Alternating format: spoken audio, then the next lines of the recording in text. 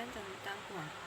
Uang dalam ekonomi tradisional didefinisikan sebagai segala alat tukar yang digunakan dalam proses pertukaran barang dan jasa, bisa berupa emas, perak, bahkan garam.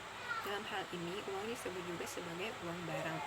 Uang dalam ekonomi modern didefinisikan sebagai segala sesuatu yang tersedia dan diterima masyarakat sebagai alat pembayaran atas pembelian barang dan jasa, dan kekayaan lainnya, serta alat pembayaran hutang. Jadi bisa disimpulkan bahwa uang merupakan suatu benda yang diterima masyarakat untuk menukar, melakukan pembayaran atas barang dan jasa, serta membayar hutang. Berikutnya ada fungsi uang. Fungsi uang terdiri dari dua, yaitu fungsi asli dan juga fungsi turunan. Fungsi asli antara lain: satu, uang sebagai alat tukar apabila digunakan untuk mendapatkan atau membeli suatu barang atau jasa. Misalnya kita membeli buku, maka uang tersebut ditukar dengan sebuah buku. Kedua, uang sebagai satuan ukuran atau satuan harga apabila uang digunakan untuk menentukan besarnya harga suatu barang atau jasa. Misalnya kita membeli buku seharga 12.000, maka 12.000 itu ialah satuan ukuran atau satuan harga. Berikutnya ada fungsi turunan uang. Antara lain, satu, uang sebagai alat pembayaran. Pembayaran di sini itu dimaksudkan untuk melunasi kewajiban meliputi pembayaran utang, pembayaran pajak, pembayaran tagihan listrik, air, dan lain-lainnya. Kedua, uang sebagai alat untuk menabung. Ketiga, uang sebagai alat penimbun kekayaan. Kan jika kita udah menabung, otomatis akan bertambah kan tabungannya. Itu pun akan membuat kekayaan kita bertambah. Jadi uang disebut sebagai alat untuk menimbun kekayaan. Yang keempat ada uang sebagai alat pemindah kekayaan. Maksudnya itu, misalnya kita punya tanah di desa, lalu kita pindah ke kota untuk bekerja. Nah, tanah yang di desa itu bisa kita jual untuk membeli tanah yang di kota. Itu uang sebagai pemindah kekayaan. Terus yang kelima, uang sebagai alat untuk mendorong kegiatan ekonomi. Untuk melakukan suatu kegiatan ekonomi, otomatis kita membutuhkan modal, membutuhkan uang, maka uang itu jadi sebagai alat untuk mendorong orang melakukan kegiatan ekonomi. Dan jika kita punya uang, otomatis juga kita akan terdorong untuk melakukan suatu produksi, melakukan suatu bisnis, maka uang mendorong kita untuk melakukan kegiatan ekonomi. Berikutnya ada permintaan uang. Permintaan uang merupakan jumlah uang yang diperlukan masyarakat dalam suatu waktu tertentu. Nah, adapun faktor yang mempengaruhi permintaan uang antara lain: satu, dorongan untuk melakukan transaksi. Agar orang dapat melakukan transaksi untuk memenuhi kebutuhan sehari-hari, maka ia membutuhkan suatu uang. Dikatakan semakin tinggi pendapatan, maka semakin tinggi pula uang yang disisihkan untuk bertransaksi, maka semakin tinggi pula permintaan uang masyarakat. Yang kedua, dorongan untuk berjaga-jaga. Untuk mengantisipasi kejadian yang tidak terduga seperti sakit atau kecelakaan, orang itu menggunakan uang untuk berjaga-jaga. Semakin tinggi pendapatan, maka semakin tinggi pula uang yang disimpan untuk berjaga-jaga, maka permintaan uang pun akan naik. Ketiga, dorongan untuk melakukan spekulasi. Maksudnya di sini semakin tinggi pendapatan orang, semakin banyak uang yang disisihkan untuk melakukan spekulasi guna mendapatkan keuntungan, misalnya seperti jual beli valuta asing atau saham, maka permintaan uang pun akan semakin tinggi. Yang keempat ada tingkat harga. Semakin tinggi harga suatu barang maupun jasa, maka uang yang diperlukan pun semakin banyak, karena kita harus membayar barang-barang, membayar harga-harga barang yang semakin mahal. Yang kelima, tingkat suku bunga. Apabila tingkat suku bunga meningkat, maka permintaan uang pun menurun. Kenapa demikian? Karena jika suku bunga meningkat, orang akan memilih untuk menabung uangnya di bank daripada membelanjakan uangnya, jadi permintaan uang pun berkurang. Yang keenam ada ekspektasi atau ramalan. Jika orang meramalkan keadaan ekonomi kedepannya akan semakin baik, maka permintaan uang akan meningkat, sebab orang akan melakukan transaksi dan juga spekulasi lebih banyak. Ketujuh, peningkatan produksi barang dan jasa. Apabila ada peningkatan produksi barang dan jasa, otomatis orang membutuhkan uang lebih banyak untuk membayar peningkatan barang dan jasa tersebut, sehingga permintaan uang pun akan meningkat. Berikutnya saya akan menjelaskan tentang teori permintaan uang. Teori permintaan uang dibagi menjadi dua, yaitu teori permintaan uang klasik dan teori Keynes.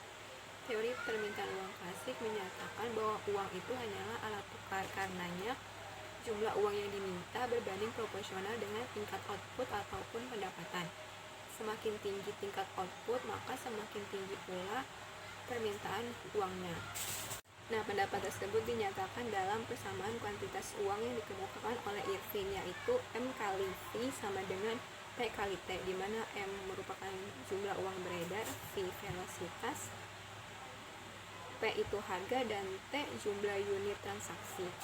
Maka dikatakan jumlah uang yang beredar dikali velocitas sama dengan harga dikali jumlah unit transaksi. Berikutnya ada permintaan uang Keynes. Permintaan uang menurut Keynes adalah jumlah uang yang diminta masyarakat untuk keperluan transaksi, berjaga-jaga, dan untuk melakukan spekulasi. Nah, 3 motif ini sudah saya jelaskan di faktor yang mempengaruhi permintaan uang. Berikutnya saya akan menjelaskan tentang velocity of money. Menurut Miskin, velocity of money merupakan rata-rata jumlah berapa kali per tahun terjadi perputaran dalam satu unit mata uang.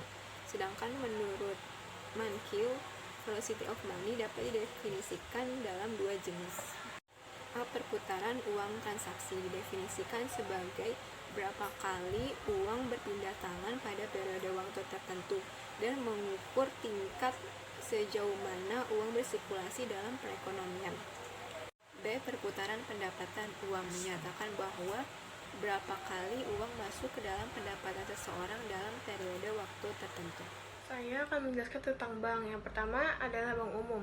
Pengertian bank umum adalah bank yang melaksanakan kegiatan usaha secara konvensional atau berdasarkan prinsip syariah, yang dalam kegiatannya memberikan jasa dalam lalu lintas pembayaran. Selanjutnya, tugas dari bank umum. Tugas dari bank umum adalah yang pertama, sebagai penghimpunan dana dari masyarakat atau disebut juga funding. Tujuan penghimpunan uang masyarakat yang dilakukan oleh bank ini adalah menjamin keamanan uang tersebut. Yang kedua, sebagai penyalur dana lending. Tujuan disalurkannya dana ke masyarakat dalam bentuk uang pinjaman ini agar kehidupan setiap masyarakat Indonesia bisa lebih baik dari sebelumnya. Terdapat 3 fungsi bank umum. Yang pertama, agent of trust atau agen kepercayaan. Agen terpercaya di sini adalah bank umum harus menjadi sebuah badan usaha perbankan yang bisa dipercaya oleh semua rakyat Indonesia. Inilah mengapa sebuah bank umum harus memiliki tata peraturan yang jelas dan transparan. Yang kedua, agent of equity atau agen ekuitas atau permodalan. Kebanyakan orang Indonesia pasti memilih bank untuk meminjam sejumlah uang untuk mengembangkan usaha mereka. Disinilah fungsi bank dibutuhkan selaku agen ekuitas atau agen permodalan. Yang ketiga, agent of development atau agen pembangunan, yaitu bank umum memiliki kewajiban untuk ikut serta dalam pembangunan negara Indonesia. Sehingga setiap bank umum yang ada di Indonesia harusnya memiliki visi dan misi yang jelas dalam pembangunan Indonesia. Selanjutnya, jenis-jenis bank umum. Ada 2 jenis bank umum. Yang pertama, bank devisa, merupakan bank yang memperoleh persetujuan atau ditunjuk oleh Bank Indonesia untuk melakukan aktivitas usaha pada perbankan dalam valuta asing. Contohnya itu Bank BRI Agroniaga, Bank BNI Syariah, Bank Bukopin, Bank Danamon, CIMB Niaga, Bank Sentral Asia, dan banyak lagi yang lainnya. Yang kedua, bank non-devisa merupakan bank yang belum memiliki izin untuk menjalankan transaksi sebagai bank devisa sehingga tidak dapat melakukan transaksi seperti bank devisa. Contohnya itu Bank BCA Syariah, Bank Pendin Syariah, Bank Mayora, Bank Atas Indonesia, dan lain sebagainya. Yang kedua adalah Bank BRI. Pengertian Bank BRI adalah Bank BRI atau Bank Rakyat Indonesia merupakan bank milik pemerintah yang terbesar di Indonesia. Didirikan di Purwokerto oleh Raden B. Arya Wirja Atmaja pada 16 Desember 1895. Selanjutnya, fasilitas tabungan BRI. Bank BRI memiliki fasilitas tersendiri untuk para nasabahnya. Yang pertama adalah tabungan Britama. Produk tabungan ini didukung oleh fasilitas e-banking dan sistem real-time online. Dengan fasilitas tersebut, nasabah dapat melakukan transaksi di mana saja dan kapan saja. Yang kedua, Simpedes. Program ini sangat membantu masyarakat pedesaan yang memiliki keterbatasan dalam mengakses bank.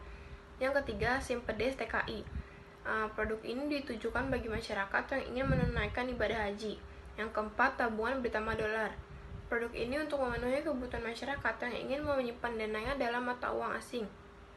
Yang kelima, tabungan bersama bisnis untuk mendukung aktivitas bisnis tabungan nasabah. Yang keenam, Britama Junior, yaitu produk tabungan yang dikeluarkan oleh Bank BRI dengan sasaran penabung anak-anak. Yang ketiga adalah Bank Indonesia. Pengertian Bank Indonesia adalah Bank Sentral Republik Indonesia. Sebagai bank sentral, Bank Indonesia mempunyai tujuan tunggal, yaitu mencapai dan memelihara kestabilan nilai rupiah. Selanjutnya adalah tujuan Bank Indonesia. Tujuan Bank Indonesia adalah yang tertuang dalam Undang-Undang Republik Indonesia Nomor 23 Tahun 1999 Bab 3 Pasal 7, yaitu untuk mencapai dan memelihara kestabilan rupiah. Selanjutnya adalah tugas Bank Indonesia. Bank Indonesia memiliki 3 tugas pokok. Yang pertama, menetapkan dan melaksanakan kebijakan moneter. Untuk menjaga sistem perekonomian Indonesia tetap stabil, maka dibuatlah sebuah kebijakan moneter. Kebijakan moneter sendiri itu berfungsi untuk menjaga atau mengendalikan uang yang beredar di masyarakat tetap stabil, sehingga harga barang-barang pokok juga tetap bisa dikendalikan. Yang kedua, mengatur dan menjaga kelancaran sistem pembayaran. Tugas BI selaku Bank Indonesia adalah menciptakan sebuah aturan, standar, prosedur, dan kesepakatan yang akan dipakai pada sistem pembayaran ini, sehingga antara satu bank dengan bank yang lain memiliki aturan sistem pembayaran yang sama. Dengan begitu, sistem pembayaran non-tunai dan tunai di Indonesia bisa berjalan dengan lancar.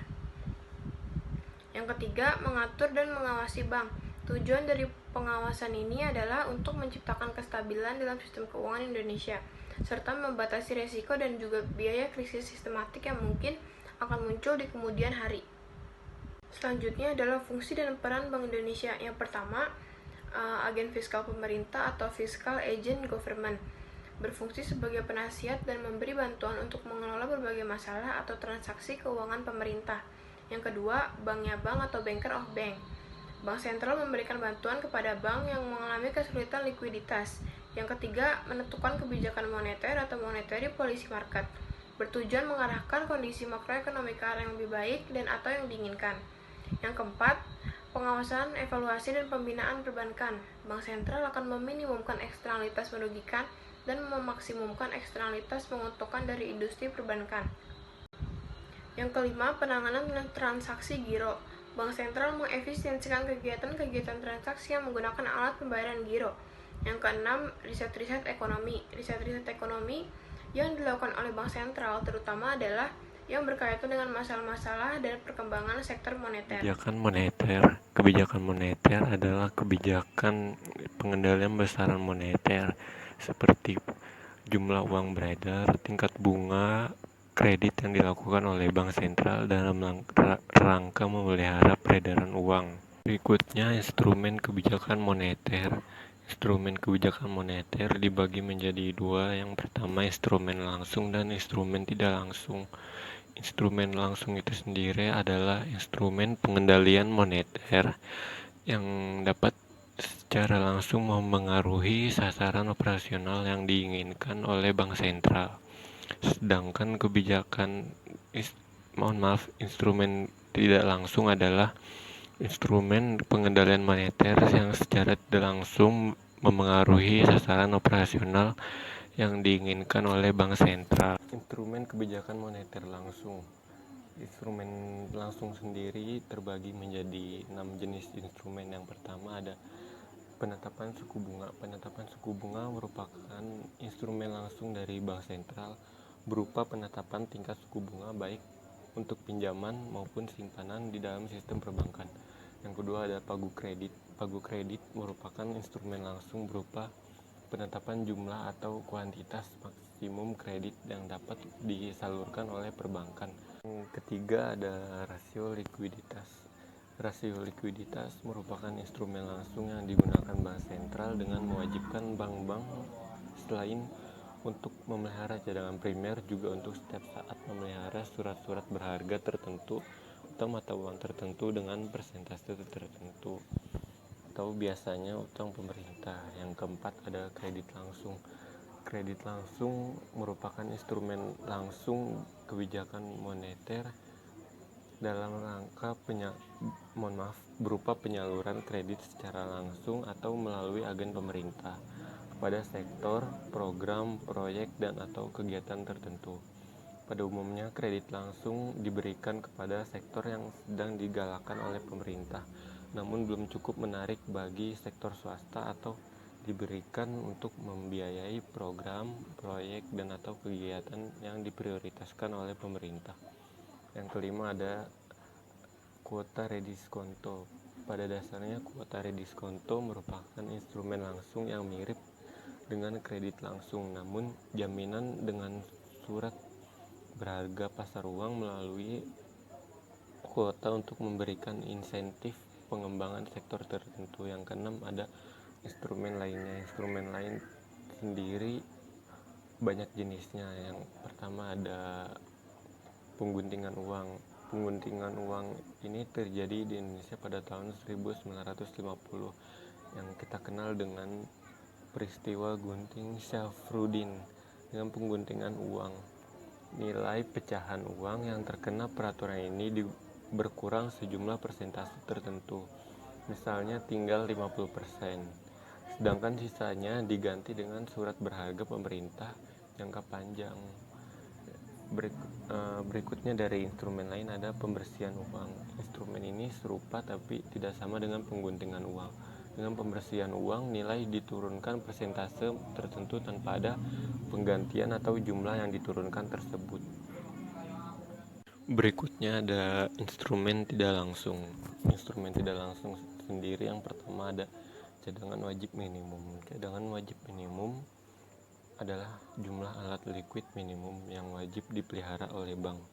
Cadangan wajib minimum ini dapat dibedakan menjadi cadangan wajib primer atau primary reserve dan cadangan wajib sekunder atau secondary reserves. Cadangan primer lebih dikenal secara umum sebagai cadangan wajib minimum. Yang kedua ada fasilitas diskonto.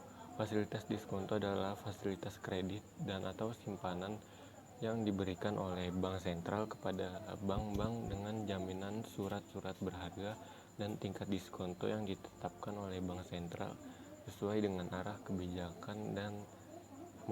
kebijakan moneter. Tinggi rendahnya tingkat diskonto akan memengaruhi permintaan kredit dari bank. Yang ketiga ada operasi pasar terbuka atau yang disingkat OPT. OPT merupakan instrumen kebijakan moneter tidak langsung yang penting karena melalui OPT bank sentral dapat memengaruhi sasaran operasionalnya, yaitu suku bunga atau jumlah uang yang beredar secara lebih efektif. Berikutnya ada operasi valuta asing.